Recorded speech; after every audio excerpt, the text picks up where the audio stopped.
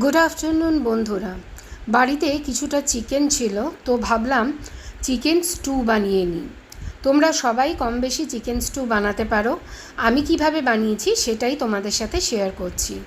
চিকেনের পিসগুলো এমনি রেখে দিয়েছিলাম, আর কেটে নিয়েছিলাম গাজর, পেঁপে, আলু, এই সমস্ত বিভিন্ন ধরনের সবজি একটু বড় বড় করে। কড়াইয়ের মধ্যে সাদা তেল আর বাটার দিয়ে করেছিলাম স্টুটা। বাটার আর সাদা তেল দিয়ে ফোড়নে দিয়ে দিয়েছিলাম তেজপাতা, গোটা গোলমরিচ দিয়ে একটু নাড়াচাড়া করে নিয়ে তারপর পেঁয়াজগুলোকে ভালো করে ভেজে নিয়ে তার মধ্যে দিয়ে দিয়েছিলাম গ্রেট করা রসুন, একটা কাঁচা লঙ্কা আর আদা কুচি দিয়ে নাড়াচাড়া করে নিয়ে সবজিগুলো দিয়ে ভালো করে নাড়িয়ে তারপরে দিয়েছিলাম চিকেনগুলো।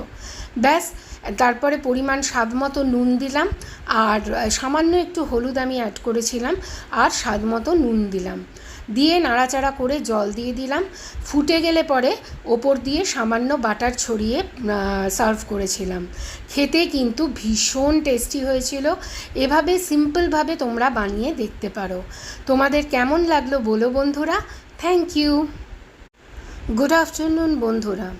বাড়িতে কিছুটা চিকেন ছিল, তো ভাবলাম চিকেন স্টু বানিয়ে নিই। তোমরা সবাই কম বেশি চিকেন স্টু বানাতে পারো। আমি কিভাবে বানিয়েছি সেটাই তোমাদের সাথে শেয়ার করছি।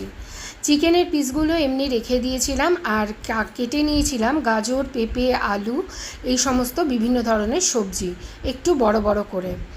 কড়াইয়ের মধ্যে সাদা তেল আর বাটার দিয়ে করেছিলাম স্টুটা।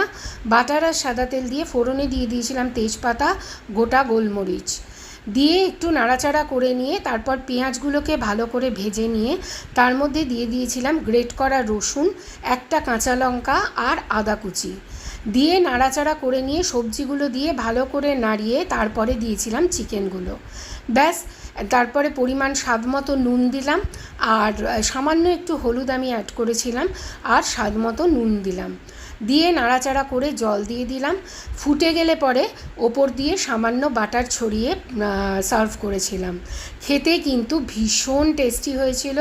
এভাবে সিম্পলভাবে তোমরা বানিয়ে দেখতে পারো। তোমাদের কেমন লাগলো বলো বন্ধুরা। Thank you.